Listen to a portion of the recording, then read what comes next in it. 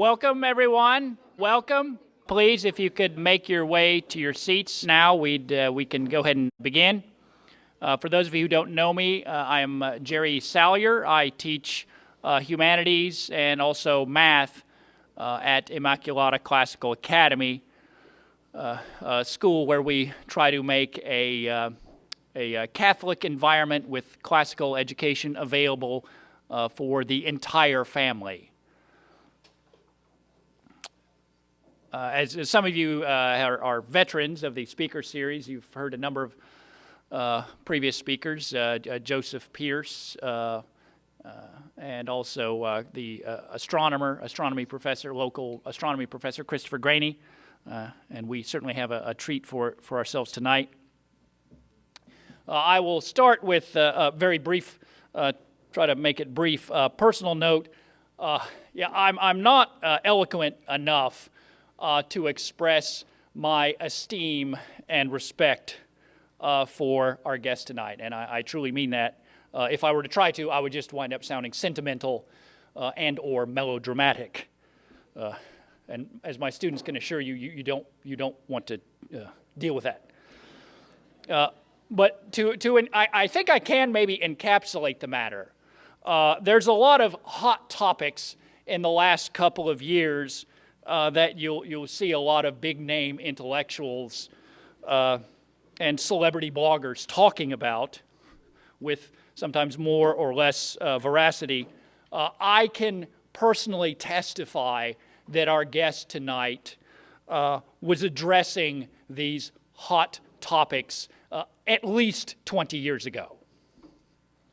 I'm sorry, I wasn't reading his work before then, but I suspect it was more than 20 years.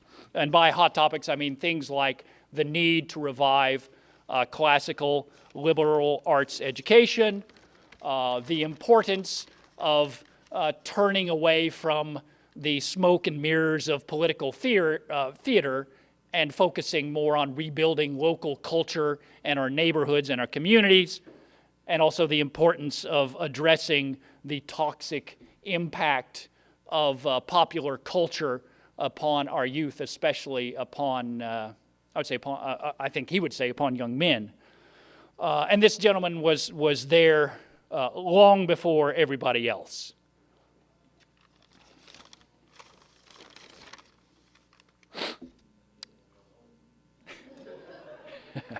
So let me give you a little idea of who we're going to hear from.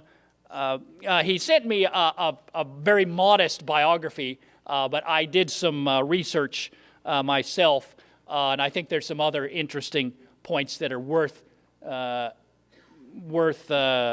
mentioning before he addresses us. Thomas Fleming is president of the Fleming Foundation. He holds a PhD in classics from the University of North Carolina, Chapel Hill, and a BA in Greek and French from the College of Charleston. He served as editor of Chronicles, a magazine of American culture, from 1984 to 2015, and president of the Rockford Institute from 1997 to 2014.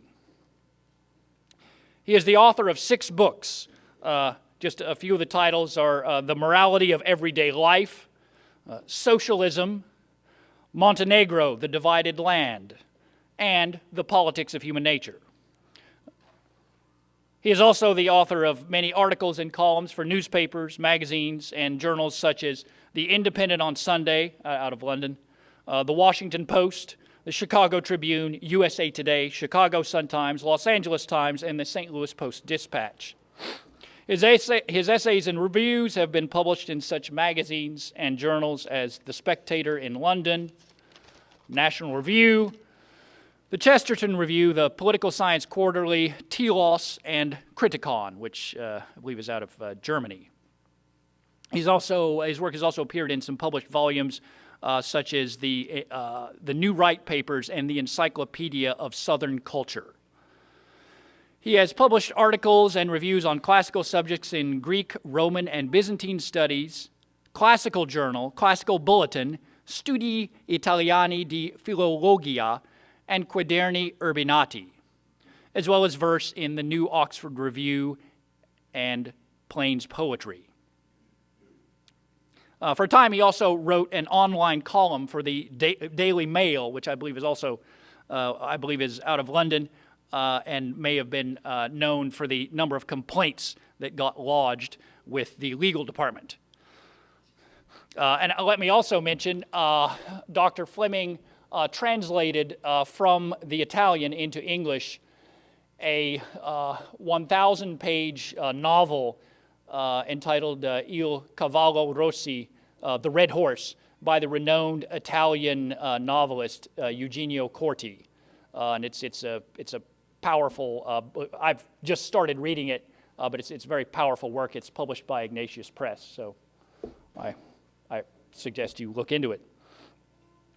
Dr. Fleming's teaching experience includes posts at Chapel Hill, Miami University of Ohio, go Skins, Shaw University, the College of Charleston, and the University of Colorado at Boulder. He has also served as headmaster of the Archibald Rutledge Academy in McClellanville, South Carolina, and has advised the U.S. Department of Education, which is not to say that they always took his advice. His television appearances have included the PBS series Making Sense of the 60s, and also interviews on Yugoslav National Radio and television networks and the BBC. He's also a frequent speaker and lecturer at universities and conferences in Europe and the U.S., including just a couple, the Pontifical Council on the Family in Rio in 1997, and the Russian Academy of Science, which is in Moscow in 1996. So, ladies and gentlemen, I would ask you all to join me in extending a warm welcome to Dr. Thomas Fleming.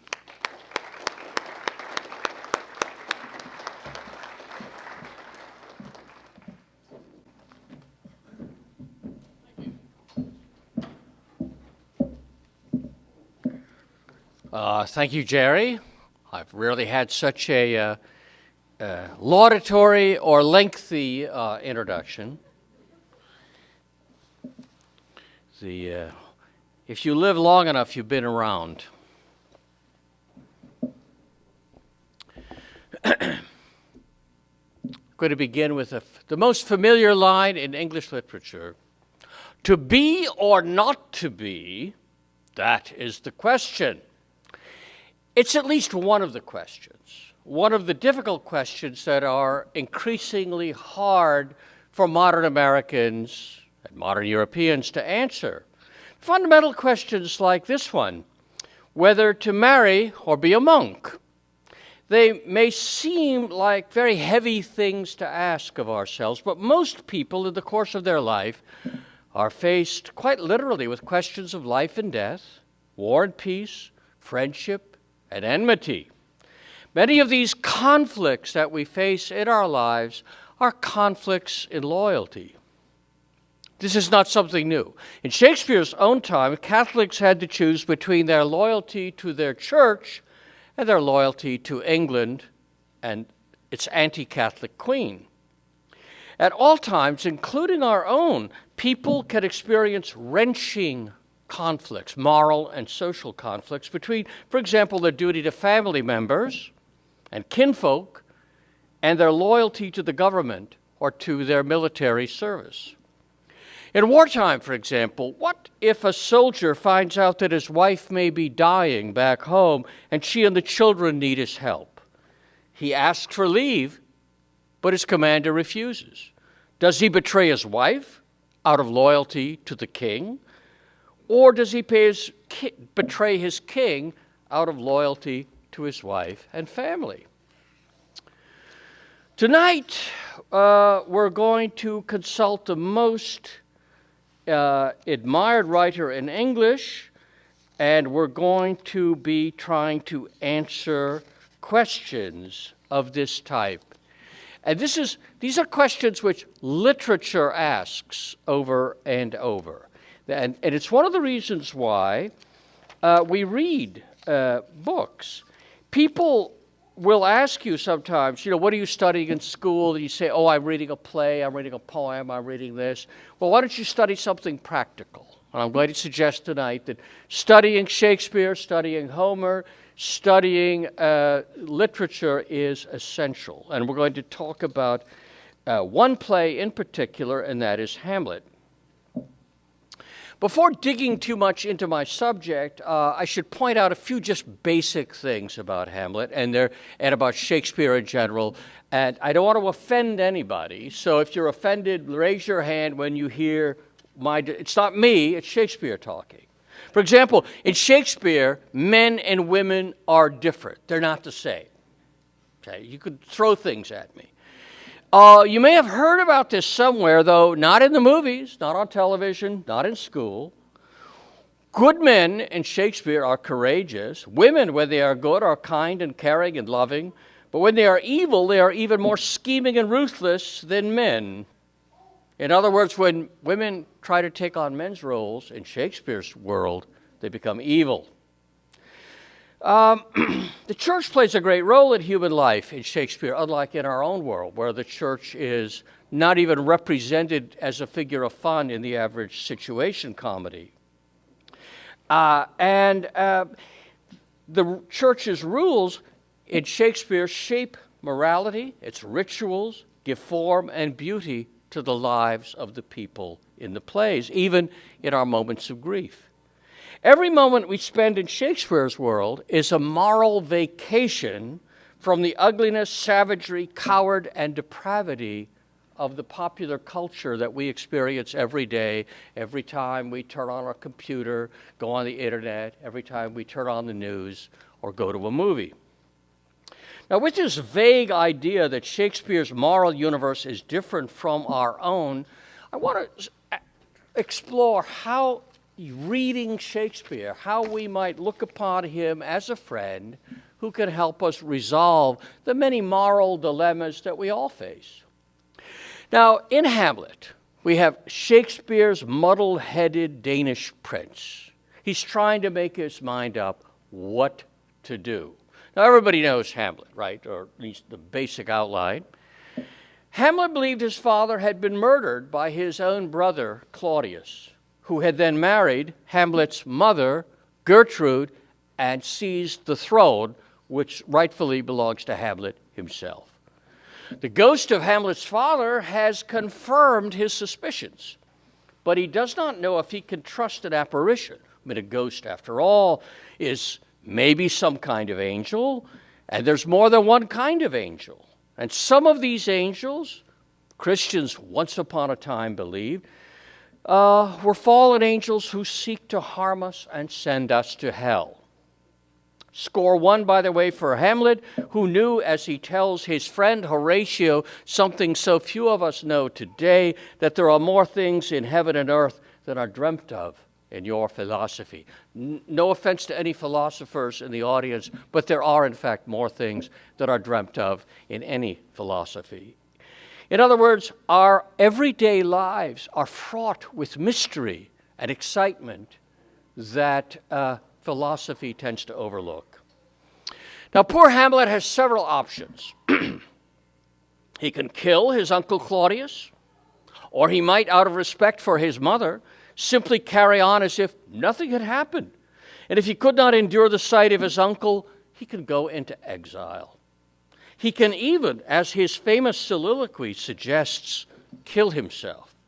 Who would endure the injuries and insults of everyday life, he asked, quote, when he himself might his quietus make with a bare bodkin, that is, when he can stab himself to death. Now, supposing we were Hamlet's friend, how would we advise him? The advice we'd give would probably depend on the moral and religious traditions in which we were brought up, or in the moral philosophy we might have been taught in school. Let's imagine that his friend Horatio has become a kind of professional pacifist. Horatio would tell Hamlet that violence is never the answer, which is funny when you're getting overrun by an enemy army. Sometimes violence might just possibly help. And Horatio would suggest either exile or some form of civil disobedience against an illegitimate government. He would also refuse to serve in the army against the Norwegian invasion that is the backdrop of the play, and perhaps he would die watching the members of his family as they were robbed, raped, and murdered. Violence, remember, is never the answer. Now, Rosencrantz and Guildenstern, let us suppose, are also students of political philosophy. Now, I'm sorry for the philosophers in the audience, but I'm going to make this very simple and brief. Rosencrantz has become a Marxist or some other kind of collectivist, and he puts the interest of society above all personal feelings and responsibility. And Rosencrantz would probably ask Hamlet, consider, Hamlet, all the people in Denmark and their welfare. The country could be plunged into a ruinous civil war that would end up oppressing the poorest classes, and that's what we have to worry about. Hamlet should make his choice on the basis, perhaps, of the greatest good for the greatest number, or for something called social justice, and it would be selfish of him to consider either the honor of his family or his feelings for his own dead father. Going further, our Marxist friend suggests that Hamlet, as an educated member of the elite class, should apply as his sole moral criterion the principle that the best policy is that which has the most positive effect on those who are the least well off. I don't have to remind anybody of the philosophy of John Rawls. Now, in other words, Hamlet's own personal problems are not per se important. You've all seen the great 40s movie Casablanca, right? Everybody, even little children? Sure. Remember Humphrey Bogart tells Ingrid Bergman at the end, I'm no good at being noble, but it doesn't take much to see that the problems of three little people don't amount to a hill of beans in this crazy world.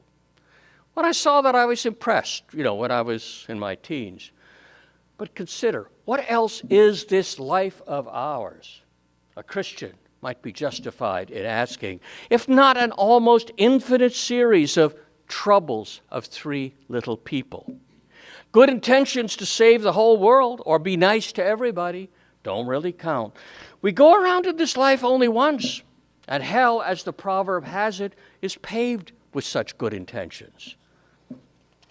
By the way, the movie reference is not accidental, as I hope by the end of the talk, I hope you'll understand why novels and movies may sometimes teach you more about moral philosophy and human morality than textbooks on moral philosophy. Now, Rosencrantz has a friend, Guildenstern, and he's a budding libertarian. Everybody knows a libertarian. Rand Paul's a libertarian. He's your senator. As a libertarian, he would ask the prince to consider what was in it for himself, deriding all superstitious attachments to father, mother, country, friends. Nothing matters. Nothing exists but individuals seeking to maximize their self-interest. Go ahead and kill Claudius and seize the throne by all means, if that is what you want, but not out of any misguided desire to get justice for your murdered father, or out of any resentment against your unchaste mother. Do it to exercise what that great philosopher Ayn Rand called the virtue of selfishness. Now, Hamlet's too old-fashioned to pay attention to any of his more progressive friends. He's also afraid to kill himself. Although he may want to, as he says, to die, to sleep, he's worried that there may be dreams in that unending sleep of death. To sleep, perchance, to dream. Aye, there's the rub. For in that sleep of death, what dreams may come when we have shuffled off this mortal coil? Must give us pause. Well, supposing we are the prince's friend, how can we help Hamlet come to a decision? Should he kill himself and end his anxieties? Be a simple way out. His libertarian friend would tell him he has the right to die, to kill himself. His socialist friend, by the way, probably one of the current Democratic candidates for the presidency, would tell him he has a duty to die if his life is a burden on society. But Hamlet's more afraid of hell than he is of social disapproval or liberal philosophers. Each of Hamlet's friends would have reasons for regarding him as foolish and immoral, but Hamlet might easily reply to them the following sort of simple catechism. You believe in the theories made up by a few men over the past few generations. I accept 1,500 years of the Church's moral teachings, which were anticipated by Hebrew prophets and ancient Greek philosophers. My moral sense comes, I believe, as a divine revelation from God and His Church and the workings of the Holy Spirit. You don't even pretend to believe that. Our way of life in Christian Europe rests upon this same moral tradition. But if any of your ideas were adopted, it would be the end of Denmark, the end of all of Christendom in less than 500 years. Well, 500 years later, we can say his prophecies have come true. Let's look a little closer at Hamlet's situation. Consider his mother Gertrude's marriage, her possible adultery, her actual incestuous marriage with her brother-in-law. Hamlet's libertarian friend is a playboy, and he tells the prince that his mother's dalliance with her brother-in-law was a harmless pleasure that harms no one. Women, he says, have rights to have fun. What was the famous Cyndi Lauper song way back in the 80s? Girls just want to have fun. So that's okay. Besides, no church has any business dictating who can sleep with whom and under what circumstances. Now, his leftist friend agrees that sexual morality is a thing of the past. We don't worry about that stuff. But Gertrude may be a victim of sexual exploitation. In other words, Claudius is a kind of Jeffrey Epstein, perhaps. And he goes on to say, marriage is the business of the government. It's an affair of state in which neither religion nor families have the right to intrude. After all, don't we require a marriage license for, it's like you want to buy a dog, the dog gets a dog license. You want to get married and have children, you get a marriage license. It's up to the government to say who can do it. It's up to the government to decide which marital unions are lawful. Several American states now are changing laws on incest, for example, to legalize marriages between uncles and nieces and aunts and nephews, even brothers and sisters. And the same thing is going on in some EU countries. It's a serious debate, and we're going to be caught blindsided very soon, but it's coming. Now, Hamlet would be puzzled by all this. He would be scratching his head and say, if women are the same as men, how can they be victims?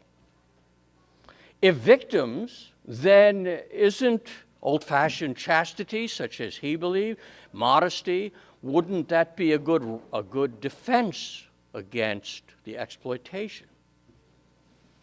Now, modern men and women living 400 years after the play and 1,000 years after the dramatic date of the events may not have to face, at least not very often, Hamlet's dilemma.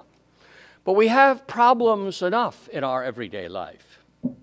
What do we do if an adulterous spouse asks for a divorce and wants to keep the kids? You must know somebody where this has happened.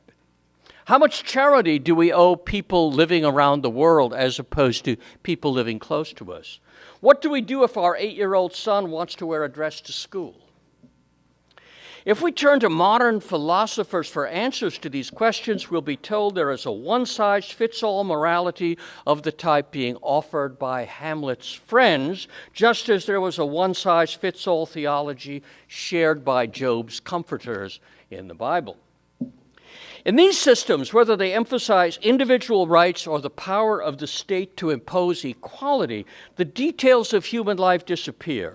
Important relationships like being a parent, being married, being a friend, citizenship, they are eliminated from the discussion. And we are told that everyone has more or less the same rights, that we owe more or less the same duties to everyone on earth. What I owe my children, and you'll see this in any textbook given to high school students or college students, what I owe my children, I owe your children, and also the children of people around the globe, and vice versa. Well, if I only owe to my children what I owe to people on the other side of the world, then I don't owe my children very much. If you make the mistake of following political debates in America today, and I would suggest it's a great waste of time, and worse than that, you will hear these kinds of arguments.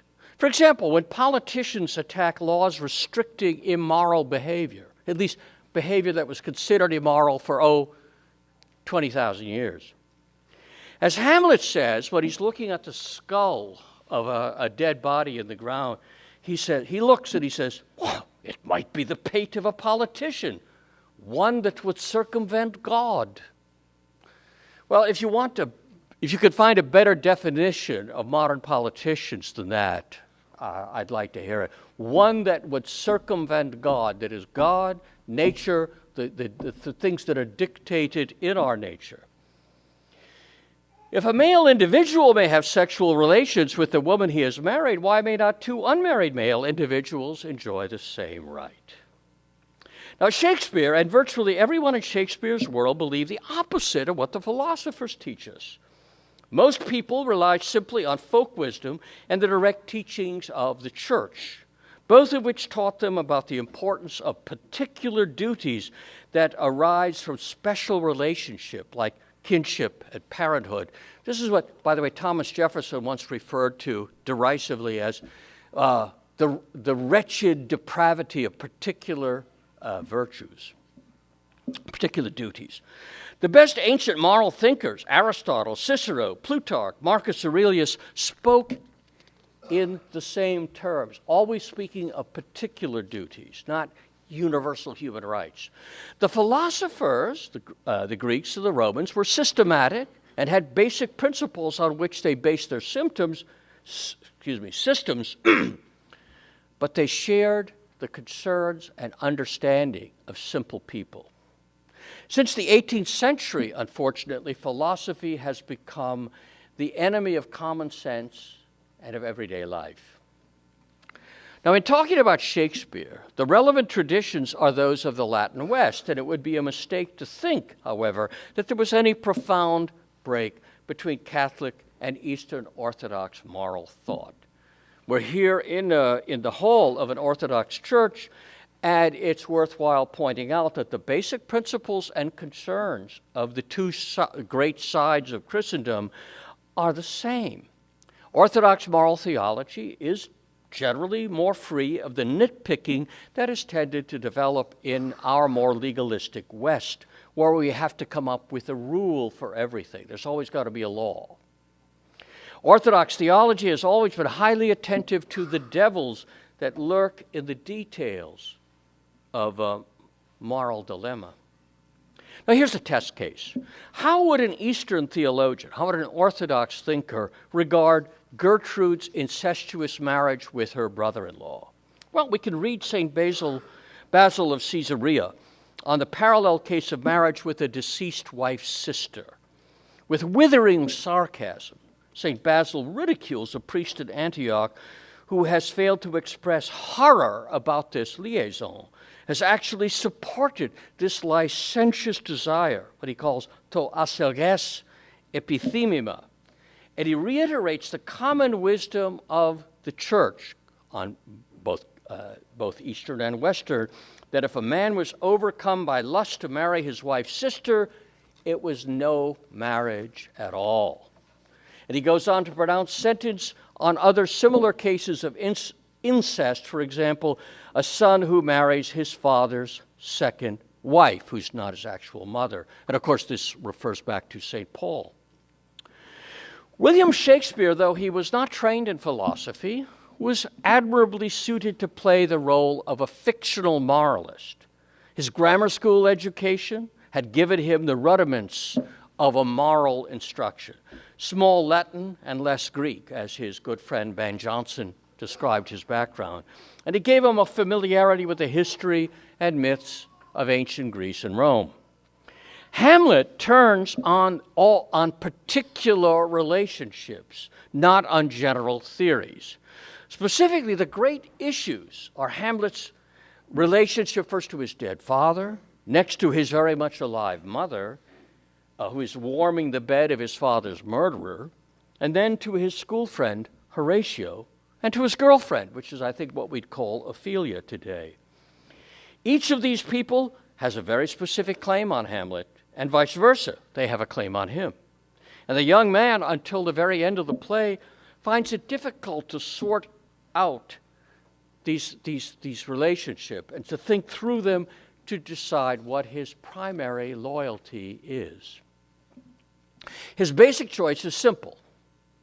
If he decides to accept what has happened, that is the murder of his father, he can marry Ophelia and be accepted as his uncle's heir to the throne and enjoy the companionship of his old friends.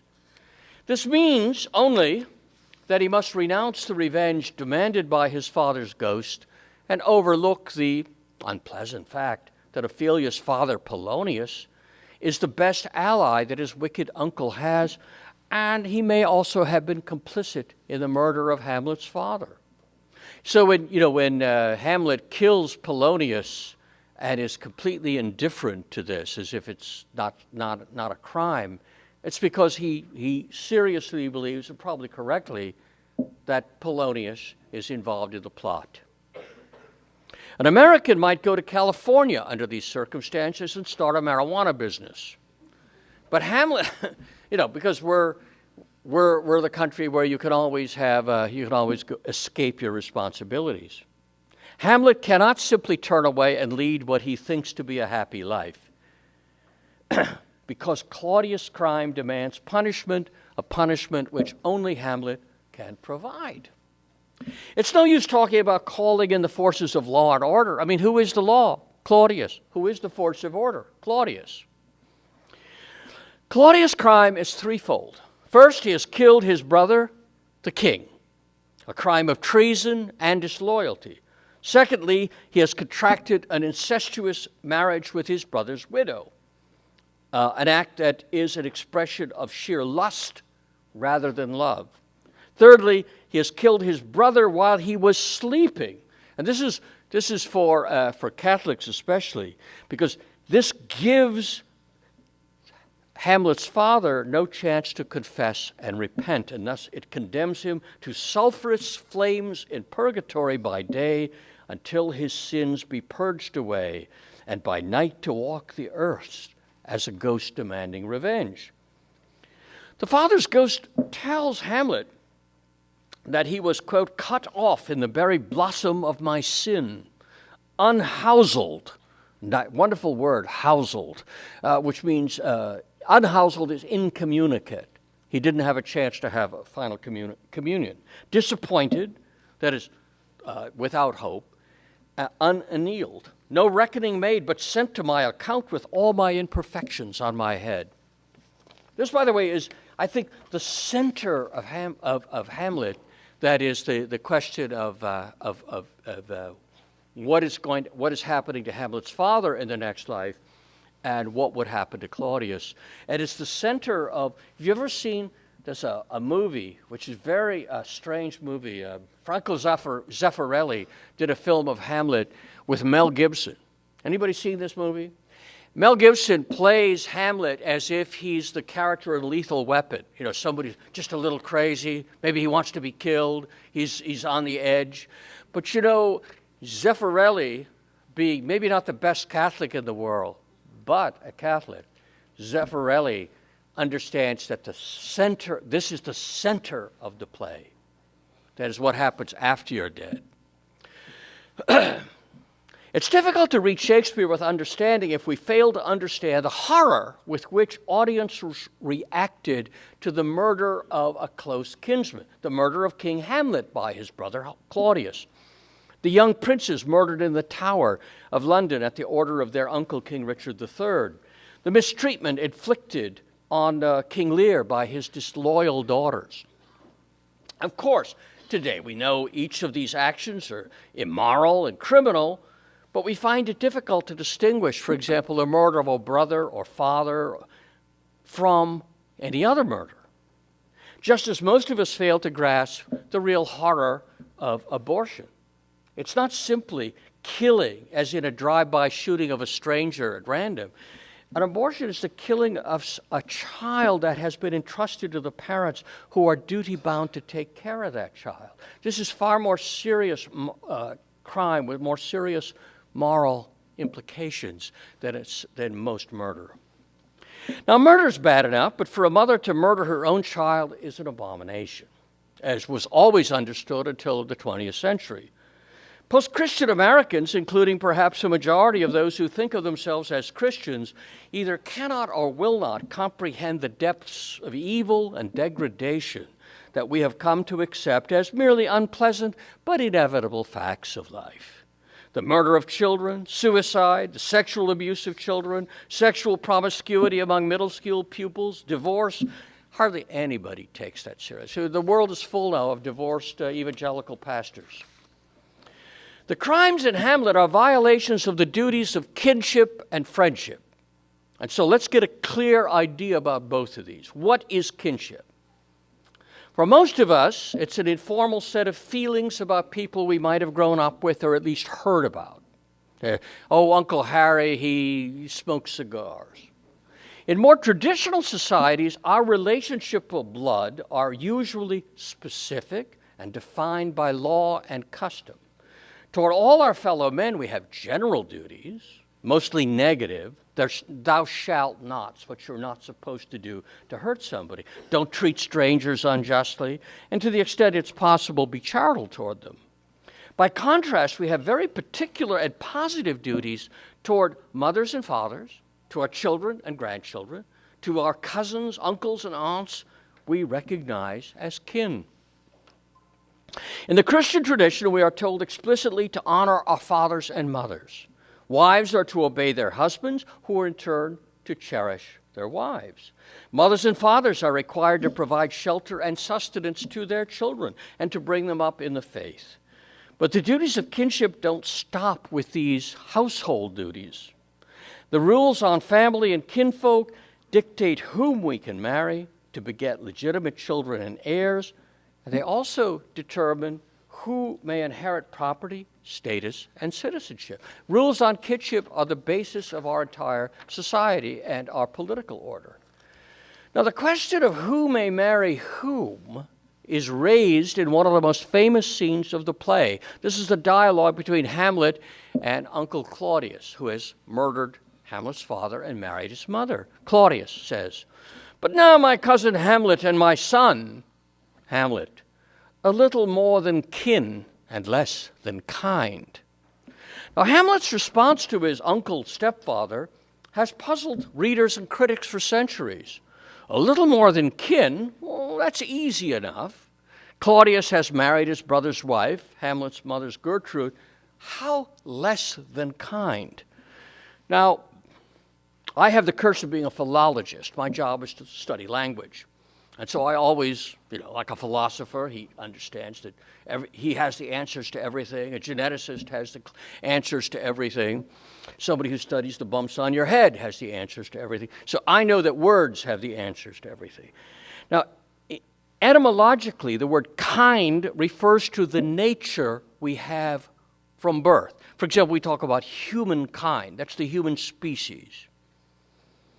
It's this descent we have from our ancestors. And even in Shakespeare's day, though, it could be the adjective that means gentle or charitable, kind. That's how kind of you.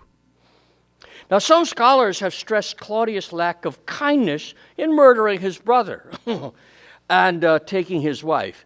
Others, who are surely right, have pointed to the unnaturalness of Claudius' incestuous relationship with Gertrude and his complex kinship, therefore, with the young man who is both nephew and stepson, that is Hamlet. It makes little difference whether Hamlet is referring to himself or to his uncle father, because it is exactly by being more than kin that they are less than kind. That is, they have an unnatural relationship. In the ancient and medieval church, marriage with a deceased brother's wife was forbidden. And so we have Hamlet's condemnation, a few lines later, of his mother's wicked speed to post with such dexterity to incestuous sheets. The prohibition goes back to the Old Testament. While a brother was obliged to beget children by a dead brother's wife if her husband had died without heirs, it was otherwise forbidden. John the Baptist, remember, was murdered for criticizing Herod Antipas' marriage to his brother's wife, Herodias. This is in Luke chapter 3. Catholic, Orthodox, traditional Protestant Christians used to take these rules and duties seriously. And if Christians today don't understand the evils of divorce and abortion, the ingratitude of children, the irresponsibility of parents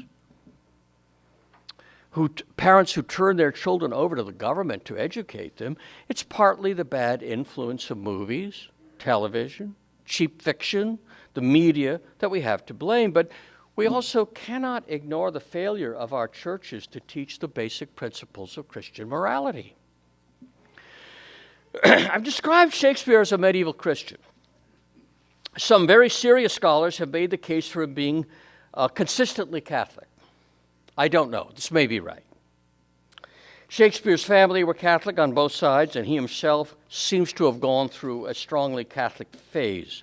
Like most people in all ages of the world, he may have been content to go with the flow. It was much safer.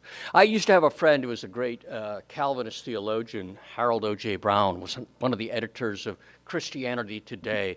And on his office door at the seminary, he had a little cartoon from a newspaper, Mr. Boffo. And Mr. Boffo is in hell, burning in a cauldron, and the devils are poking him. And he's saying in his benign, Middle Western, naive way, he said, well, I always went with the flow. I never imagined this is where it ended up. So that's unfortunately what happened. So by the time Shakespeare was working in London, his religious attitudes are hard to figure out. Apart from the fact that he has a dangerous habit of portraying priests and nuns favorably, and he preserves a certain reverence for the Blessed Virgin. But his plot in Hamlet turns on purgatory, which is very suspicious. The Anglican Church had not yet entirely declared purgatory non-existent, but it was already being made fun of as a fundraising scheme for the monasteries and chantries. And so to invoke purgatory as a central part of the play was sort of to tip your hand. Today, the prince's old-fashioned belief in purgatory sticks out like a sore thumb. But there's also another aspect of the play that is even more alarming to us modern Americans. Namely, Hamlet knows that if his father's been murdered, he has the duty of blood revenge. Now, the principle of blood revenge, or the vendetta, can be found everywhere on earth in all the cultures I've studied. It was a universal custom of European nations, and although the principle of revenge for blood is celebrated in the Pentateuch, the first books of the Old Testament, it was eventually condemned by the Church as much on the basis of Roman law and on the grounds of civil order as on deep Christian principles. Roman law discouraged all forms of personal violence without being able to eliminate them. They were threats to peace and civil order. So the Church inherited this position. Roman law was against dueling, brawling, revenge killing.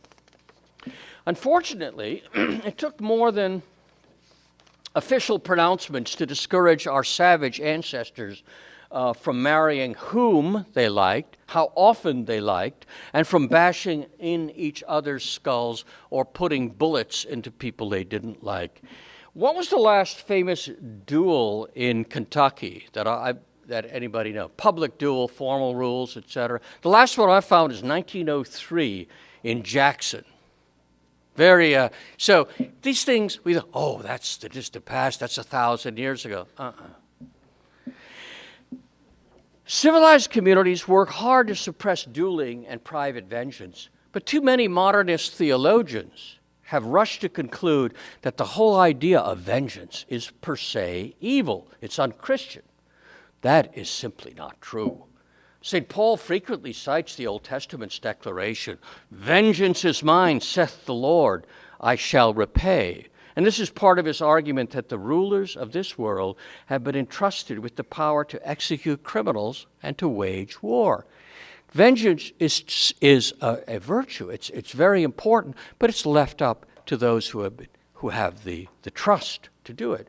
The private exercise of vengeance, Paul was saying, is forbidden, but vengeance is the fundamental principle of all criminal justice.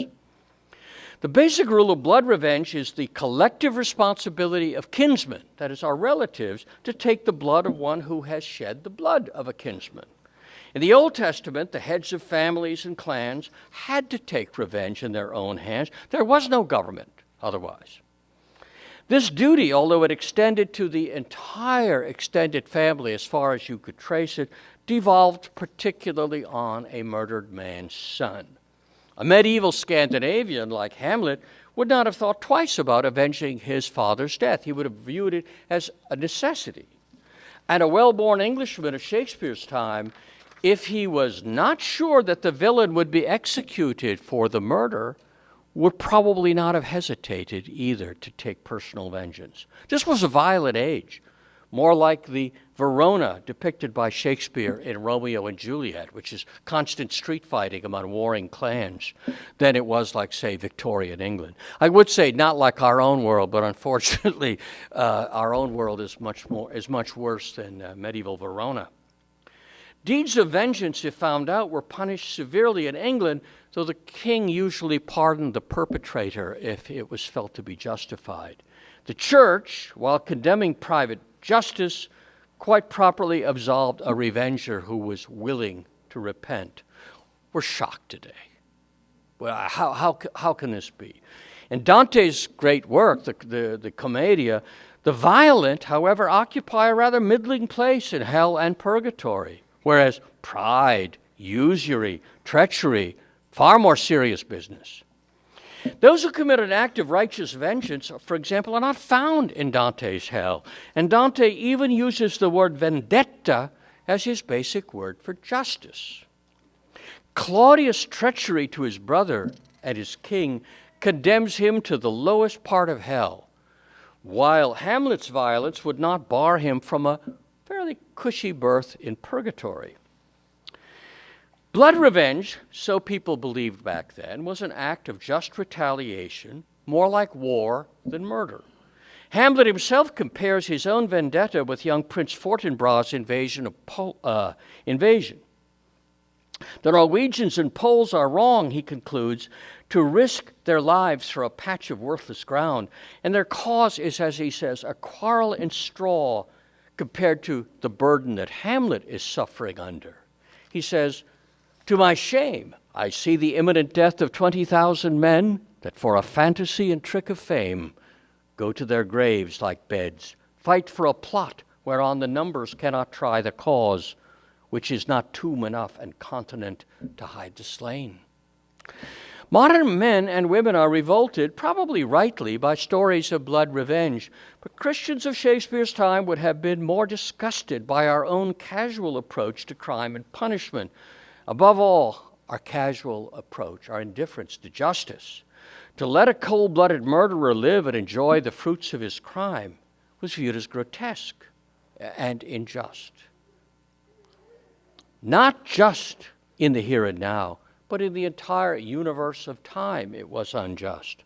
For Catholics then, the first sin, and by the way, for Catholics now, in theory, the first sin that cries to heaven for vengeance is, quote, the blood of Abel, that is, a kinsman slain by a kinsman.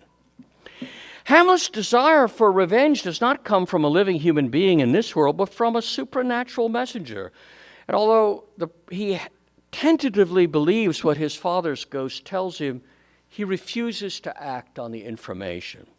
He says, "The spirit that I have seen may be the devil, and the devil hath power to assume a pleasing shape, yea, and perhaps out of my weakness and my melancholy, as he is very potent with such spirits, abuses me to damn me.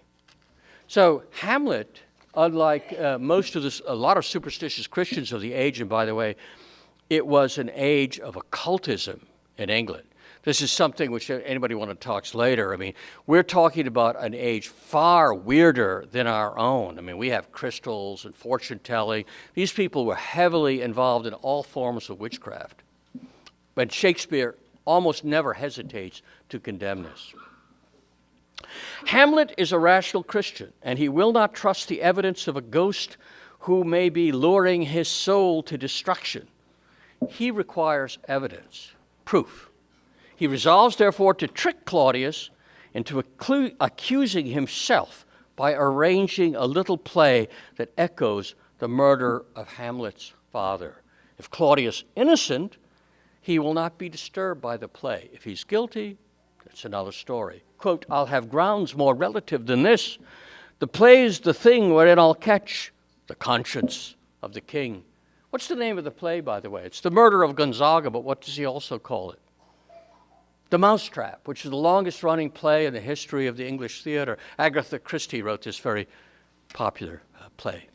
So, in fact, Uncle Claudius gives himself away, and Hamlet has to acknowledge that the ghost has told him the truth. Later, when he finds Claudius praying in the chapel for forgiveness, and I think this is the one key scene in the whole play that unlocks everything else, Claudius praying for forgiveness for his murder, Hamlet refuses to kill him because he might send him to heaven, or at least to some comfortable part of purgatory, as opposed to what his father is suffering. I mean, he takes his revenge very seriously. Even in his desire for what we might consider an unchristian revenge, Hamlet shows that he is aware that this world we live in is less important than the next world of eternity. Claudius himself and Polonius' son, Laertes, who are plotting to kill Hamlet in revenge for Polonius' own death. Hamlet has stabbed Polonius when he was hanging out behind the curtains. They are not so scrupulous about evidence or the means that they're going to employ, as Hamlet is. When Laertes boasts he would murder Hamlet in church, Claudius piously adds, no place indeed should murder sanctuarize. In other words, when somebody's committed murder, he can't take sanctuary, which is contrary to medieval law. Revenge should have no bounds. So Hamlet is not the avenger anymore in the conventional sense, but Claudius, who's killed his brother, is claiming to be the avenger. This is a clear violation of the Christian idea of sanctuary and reveals how deeply evil Claudius and his allies really are. So they plot to kill Hamlet with a poisoned fencing foil, a trick that Polonius' son Laertes later acknowledges to be wrong. For pre-modern man, a true vendetta was a form of justice sanctioned by God and society. A just revenger was seen as an instrument of divine justice in the sphere of family life and kinship, just as a king or judge was exercising revenge in the political sphere. A man who would not take revenge for his father and who would allow the killer to go free is like the governor who pardons a ruthless killer. He's encouraging crime and subverting the moral order. Christians of Shakespeare's day, while they fervently believed in Christ's injunction to mercy and forgiveness, also believed just as fervently that God required men to protect their families and friends from social predators. If Hamlet does not punish Claudius, who will? There's no one else who can or has the right. Claudius is not only a traitor, but a tyrant who is plotting to kill the true heir to the throne, namely Hamlet. Now, even in conditions where family revenge is a necessity, it has to be carried out in accordance with the moral law. If we love our families and friends and fellow citizens and we want to protect them, we must also accord that same right and privilege to others. This is moral maturity. It's the golden rule. Whatever I claim for myself, I have to accord to you. Now, Hamlet understands this. After quarreling with Laertes at the grave of Laertes' sister Ophelia, he regrets his action and understands why Laertes should hate him, for by the image of my cause, I see the portraiture of his. I mean, Hamlet is a Christian who understands what he's done. On one level, revenge is an extreme assertion of male honor, and like all such displays, it can become very dangerous. Throughout his plays, Shakespeare shows that pride and self-esteem will usually lead to ruin. In his play Coriolanus, a brave and noble aristocrat who has defended his country in war becomes disgusted when the fickle mob turns against him. In anger, he abandons his country and goes to work for the enemy. No argument can prevail against his rage until his own mother appeals to him, and Coriolanus relents, knowing that it will mean his own death. Once again, love and friendship are the moral justification for a vendetta, but they triumph over the merely negative desire for revenge. If we are to take Shakespeare seriously as a moralist, what lessons do we draw from Hamlet's desire for vengeance? First, that loyalty to family, and especially to a father, take precedence over the comforts and conveniences of life. It's not important as success. Second, that even in prosecuting revenge, you should play by the rules and abide by other obligations. And here's a problem, because Hamlet is not so nice to his mother as he might be, and certainly his treatment of Ophelia is abominable, and it leads to her death and ultimately to his own. Nothing in this life is free. Well, I've been dwelling up till now on the negative side of moral obligation. That is our duty to secure justice for an injured relative or kinsman. And so in the last few minutes, that's supposed to encourage you, we turn with relief to the brighter side of this equation, to the positive duties of friendship. Now, friendship is very alien to the modern and postmodern way of looking at the world, but ancient and medieval literature is filled with stories of faithful friends, Orestes and Pylades, Damon and Pythias, Roland and Oliver, Dante and Virgil. And in this play, we have Hamlet, who tells his friend Horatio, "Since my dear soul was mistress of his choice, and could of men distinguish her election, she hath sealed thee for herself." For Shakespeare's Hamlet, friendship is an act of the soul that stamps the friend with an indelible mark of ownership. We're sealed to each other. This is a high standard for friendship, and it's not lived up to by Hamlet's other friends, but it's a common feature of ancient and Renaissance treatments of friendship. And while the language and arguments used to define friendship are usually derived from Aristotle and Cicero, friendship is just as important in the Christian moral tradition as it is among the pagan philosophers. Friendship and kinship have a positive and negative side.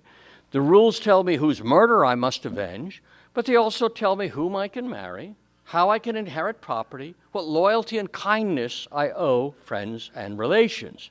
It's an equation. It's an equation you see very clear if you study Florentine history, where the degree to which you're related to somebody who may be, say, murdered, the degree to which it determines both, first, how much action you have to take to avenge his death, and second, it's almost the same, how much you're entitled to from his estate. You know, it's this two-sided coin. Just as we are obliged to kill those who have killed our kinfolk and friends, so we are supposed to help and support our friends. Shakespeare, though he's somewhat skeptical about the reality of many friendships, especially in this play, he recognizes friendship as a high moral ideal. For example, Polonius says to his son Laertes, "These friends thou hast, and their adoption tried, grapple them unto thy soul with hoops of steel." Or, in Julius Caesar, Cassius says to Brutus, "A friend should bear his friend's infirmities." Horatio, Hamlet's friend, shows himself a true friend, sticking by Hamlet through thick and thin, though he must think by now the prince is more than a little mad. Rosencrantz and Guildenstern, by contrast, put their personal ambitions above their friendship with Hamlet, and they allow themselves to be used by Claudius as tools against their friend. They clumsily try to hide the fact from Hamlet, who chides them. But let me conjure you by the rights of our fellowship, by the constancy of our youth, by the obligations of our ever-preserved love, be even and direct with me. Tell me the truth. Hamlet's false friends do not fully understand they are part of a plot to murder him, but they know that they have betrayed their friend by spying on him and working with his evil uncle. Those of you who have ever worked in higher education will understand this. They are more like academic colleagues than they are true friends. When Hamlet manages to switch his own death warrant to theirs, he feels no pity. They betrayed their friend, the rightful heir to the throne, and Dante put such traitors in the lowest part of hell, with Brutus and Cassius, and finally at the bottom, Judas Iscariot. Friendship is a trivialized concept today. We are friends with people we barely know in school or on a sports team, people will soon forget. We have virtual friends on Facebook. Do I have any of my Facebook friends here? No? I thought one or two were coming. Oh, yes, they're in the back. So, there are no duties to these kinds of friendships and few rewards. But in earlier ages, friendship, like kinship, was not only a significant force in human life, it was the basis of the moral, social, and political order. This is a very large topic on which I've been writing several books, so I think I'll spend the next 4 or 5 hours summarizing it, or not. But I'll give you 1 or 2 sentences. When our Lord formed a community of disciples, what did he do? Did he give the disciples a course in moral philosophy? No. Did he play the Wizard of Oz and grant them academic degrees in logic and moral reasoning? No. Did he outline a theory of human rights? No. No, he taught them to call each other friends and brothers because brotherhood, kinship, and friendship are the models of a Christian life, and they require us to behave with kindness and decency toward the people we call brother. At its highest level, friendship is a form of love that seeks the good of the friend even more than the good of the self. In this aspect, friendship resembles that form of love which St. Paul termed agape, which was translated into Latin as caritas, or charity. When St. Thomas asked if friendship were the same as charity, he answered positively, yes. Ancient philosophers like Aristotle, anticipating the Christian revelation, made friendship the true basis of justice and the moral order. This is something, by the way, you could read 1,000 books, bad books on Aristotle, and they won't bring this out. When we are just to people, we are treating them as friends, and vice versa. When we treat people as friends, we're being just to them. Jesus Christ was not reluctant to call his disciples his friends, nor to describe his voluntary submission to torture and death as the action of a friend. And I quote, "Greater love hath no man than this, that a man lay down his life for his friends." The gospel story is perhaps certainly the greatest story that teaches us how to live.